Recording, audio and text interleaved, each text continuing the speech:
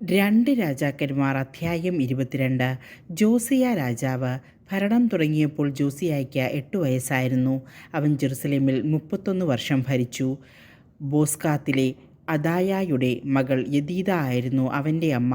അവൻ കർത്താവിൻ്റെ മുൻപിൽ നീതിപൂർവം വർത്തിച്ചു. പിതാവായ ദാവീദിൻ്റെ മാർഗങ്ങളിൽ നിന്ന് ഇടം വലം വ്യതിചലിച്ചില്ല. തൻ്റെ 18-ാം ഭരണവർഷം മെഷുല്ലാമിൻ്റെ പൗത്രനും അസാലിയായുടെ പുത്രനും തൻ്റെ കാര്യസ്ഥനുമായ ഷാഫാനെ കർത്താവിൻ്റെ ആലയത്തിലേക്ക് അയച്ചുകൊണ്ട് ജോസിയ പറഞ്ഞു: കവാടം സൂക്ഷിപ്പുകാർ ദേവാലയത്തിന് വേണ്ടി ജനത്തിൽ നിന്ന് സംഭരിച്ച പണത്തിൻ്റെ കണക്കെടുക്കാൻ പ്രധാന പുരോഹിതനായ ഹിൽക്കിയായോട് ആവശ്യപ്പെടുക. അവനത് കർത്താവിൻ്റെ ഭവനത്തിൻ്റെ മേൽനോട്ടം വഹിക്കുന്നവരെ ഏൽപ്പിക്കണം.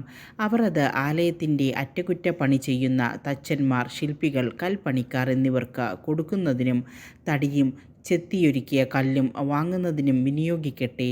അവർ പണം വിശ്വസ്തയോടെ കൈകാര്യം ചെയ്യുന്നതിനാൽ അവരോട് കണക്കാവശ്യപ്പെടേണ്ട. നിയമഗ്രന്ഥം കണ്ടെത്തുന്നു. കർത്താവിൻ്റെ ഭവനത്തിൽ താൻ നിയമഗ്രന്ഥം കണ്ടെത്തിയിരിക്കുന്നു എന്ന് പ്രധാന പുരോഹിതൻ ഹിൽക്കിയ കാര്യസ്ഥൻ ഷാഫാനോട് പറഞ്ഞു. അവനത് വാങ്ങി വായിച്ചു. കാര്യസ്ഥൻ ഷാഫാൻ രാജാവിൻ്റെ അടുത്ത് ചെന്ന് പറഞ്ഞു: അങ്ങയുടെ ദാസന്മാർ ആലയത്തിലുണ്ടായിരുന്ന പണം മുഴുവൻ ദേവാലയത്തിൻ്റെ മേൽനോട്ടക്കാരെ ഏൽപ്പിച്ചു. പുരോഹിതൻ ഹിൽക്കിയ ഒരു ഗ്രന്ഥം തന്നയച്ചിട്ടുണ്ട്. ഷാഫാൻ അത് രാജാവിൻ്റെ മുൻപിൽ വായിച്ചു. നിയമഗ്രന്ഥം വായിച്ചു കേട്ടപ്പോൾ രാജാവ് വസ്ത്രം കീറി.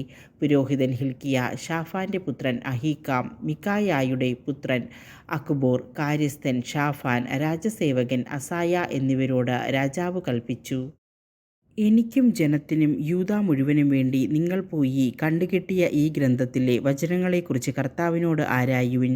നമ്മൾ ചെയ്യണമെന്ന് ഈ ഗ്രന്ഥത്തിൽ ആവശ്യപ്പെട്ടിരിക്കുന്ന കാര്യങ്ങൾ നമ്മുടെ പിതാക്കന്മാർ അനുസരിക്കാതിരുന്നതിനാൽ കർത്താവിൻ്റെ ഉഗ്രകോപം നമുക്കെതിരെ ജ്വലിക്കുന്നു. അതിനാൽ പുരോഹിതൻ ഹിൽക്കിയ, അഹീക്കാം, അക്ബോർ, ഷാഫാൻ, അസായ എന്നിവർ ഹാർഹാസിൻ്റെ പൗത്രനും തിക്വായുടെ പുത്രനും വസ്ത്രം സൂക്ഷിപ്പുകാരനുമായ ശല്ലൂമിൻ്റെ ഭാര്യ ഹുൽദ പ്രവാചികയുടെ അടുത്ത് ചെന്ന് അവളോട് സംസാരിച്ചു. അവൾ ജെറുസലേമിൻ്റെ പുതിയ ഭാഗത്താണ് താമസിച്ചിരുന്നത്. അവൾ പറഞ്ഞു: കർത്താവ് അരുളി ചെയ്യുന്നു, യൂദാ രാജാവ് വായിച്ച ഗ്രന്ഥത്തിൽ പറഞ്ഞിരിക്കുന്ന ശിക്ഷ ഈ സ്ഥലത്തിൻ്റെയും അതിലെ നിവാസികളുടെയും മേൽ ഞാൻ വരുത്തുമെന്ന് ഇസ്രായേലിൻ്റെ കർത്താവ് അരുളി ചെയ്യുന്നുവെന്ന് നിങ്ങളെ എൻ്റെ അടുത്ത് അയച്ചവരോട് പറയുക.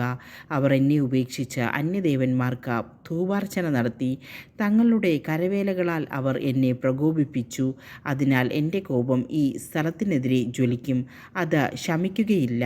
എന്നാൽ കർത്താവിൻ്റെ ഹിതം ആരായാൻ നിങ്ങളെ അയച്ച യൂദാ രാജാവിനോട് പറയുക: ഇസ്രായേലിൻ്റെ ദൈവമായ കർത്താവ് അരുളി ചെയ്യുന്നു, നീ ഈ വചനം കേൾക്കുകയും പശ്ചാത്തപിക്കുകയും കർത്താവിൻ്റെ മുമ്പിൽ സ്വയം വിനീതനാവുകയും ചെയ്തു. ഈ ദേശത്തിനും ഇതിലെ നിവാസികൾക്കും എതിരെ അവർ ശൂന്യതയും ശാപവും ആകുമെന്ന് ഞാൻ അരുളി ചെയ്തപ്പോൾ നീ വസ്ത്രം കീറി എൻ്റെ മുൻപിൽ നിന്ന് കരഞ്ഞു.